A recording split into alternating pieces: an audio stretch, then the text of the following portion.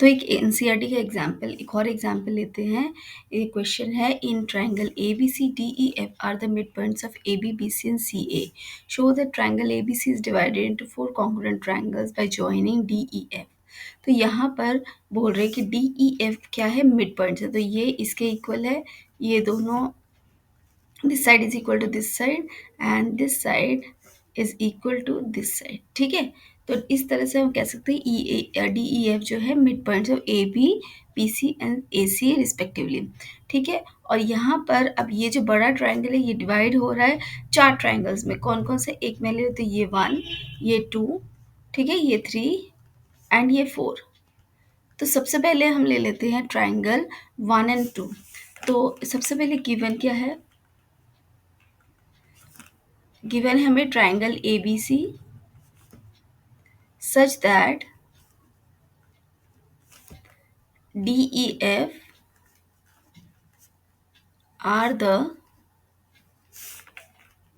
midpoints of A B B C and C A respectively.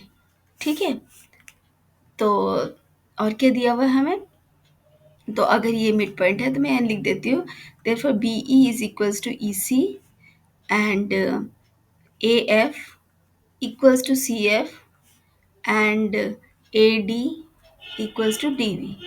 ठीक है, और to prove क्या करना है हमें, तो मैं यहाँ पर ट्राइंगल का नाम नहीं लिख रही, सीधा लिख रही हूँ triangle 1 is congruent to triangle 2 is congruent to triangle 3 is congruent to triangle 4। तो आपको 1 2 3 4 नहीं करना, आप ट्राइंगल ही लिखेंगे। चलिए मैं लिख भी देती हूँ, ये हो जाएगा D B E is congruent to E F D is congruent to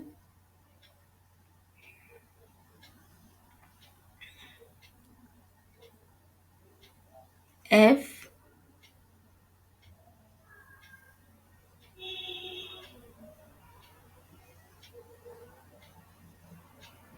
F E C is congruent to A D F. ठीक है, ये 4 है। आप अब देख लीजिए अच्छे से। तो यहाँ से मैं प्रूफ शुरू करती हूँ। तो सबसे पहले मैं लूँगी ट्राइंगल 1 एंड 2 ले रही हूँ। ठीक है, 1 एंड 2।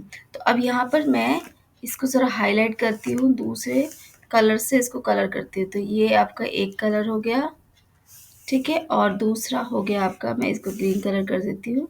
तो ये दूसरा triangle.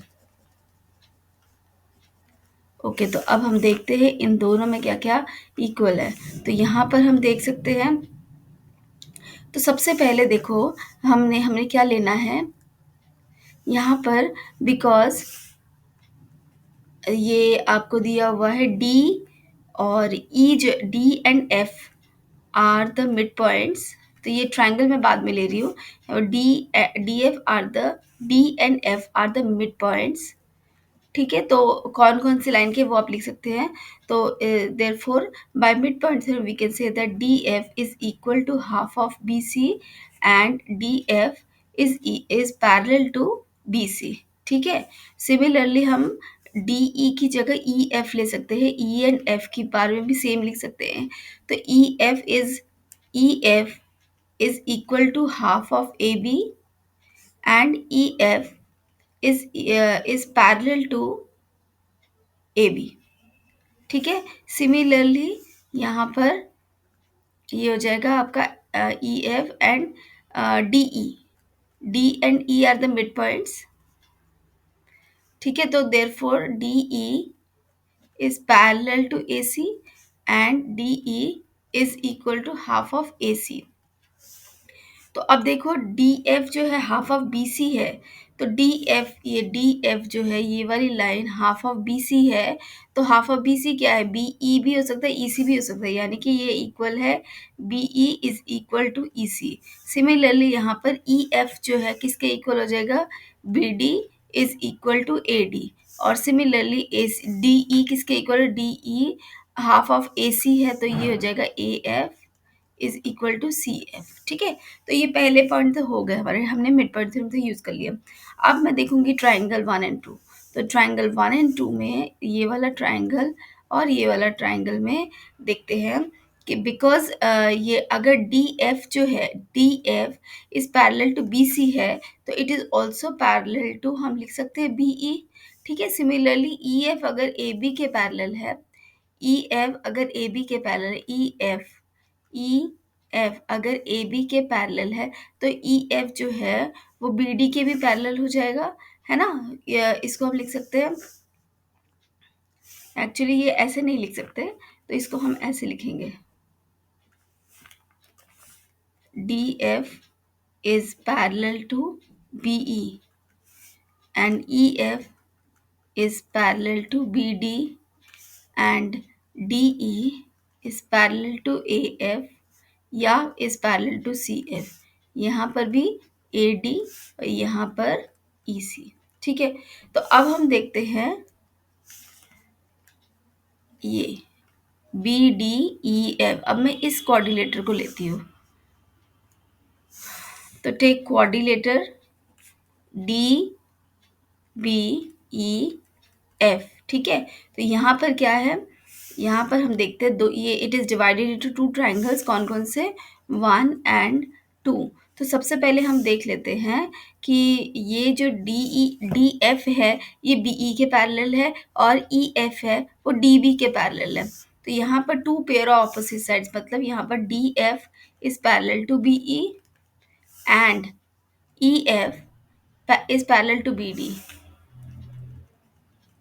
Parallel to B D. तो अगर ऐसा है कि एक ही कोऑर्डिनेटर के, ये एक कोऑर्डिनेटर है, ठीक है, यहाँ पर मैं बना रही हूँ डी बी ई एफ, यहाँ पर this line is parallel to this line and this line is parallel to this line. तो यहाँ पर two pair of opposite sides are parallel and equal, क्योंकि हमने इक्वल भी प्रूफ किया है।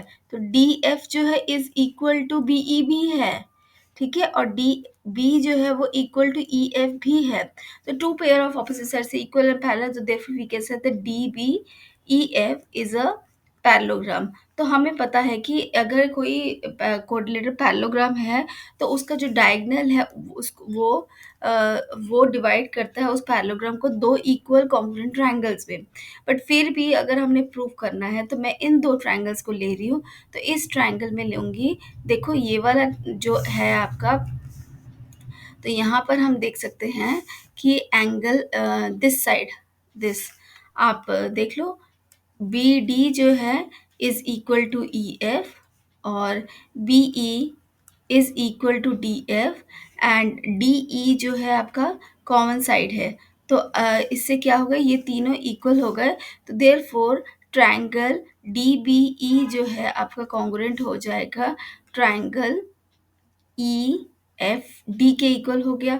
ठीक है, तो यानी कि ये दो ट्रायंगल्स, ये कौन कौन से थे, 1 and 2, ये दोनों कॉन्ग्रुएंट हो गए, यानी 1 इज कॉन्ग्रुएंट टू 2।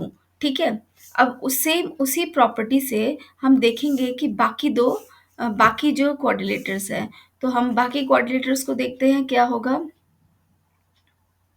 तो यहाँ पर देखिए, ये जो कोऑर्डिनेटर है ये वाला, यहाँ पर ये भी एक, इसको भी हम बोल सकते हैं कि D E is parallel to A F and A D is parallel to E F, therefore it is a parallelogram and therefore 3 and 2 and 4 are equal. Similarly D E C F is a parallelogram, therefore 2 is congruent to triangle 3। तो इस तरह से हम कह सकते हैं कि 1 is congruent to 2, 2 is congruent to 3 and 2 is congruent to 4, therefore 1 2 3 4 are 4 congruent triangles। ठीक है, तो हम यहाँ पर क्या लिखेंगे, similarly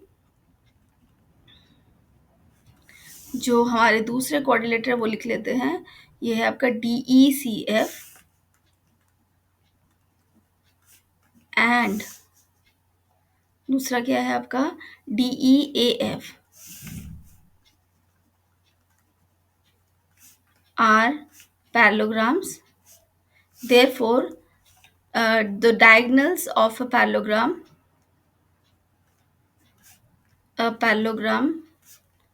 divide it into two congruent triangles. Therefore, we can say triangle 2 is congruent to 3. Therefore, triangle 2 is congruent to triangle 3, and triangle 2 is also congruent to triangle 4. Therefore, we can say that 3 is congruent to 4 and 1 is also congruent to 2. Therefore, we can say that angles, triangles they are congruent to each other. Therefore, this shows that this triangle is divided into four congruent triangle. तो यही हमें proof करना था. ठीक है, तो this is your example 6 of NCERT book. तो मिलते हैं अगले वीडियो में.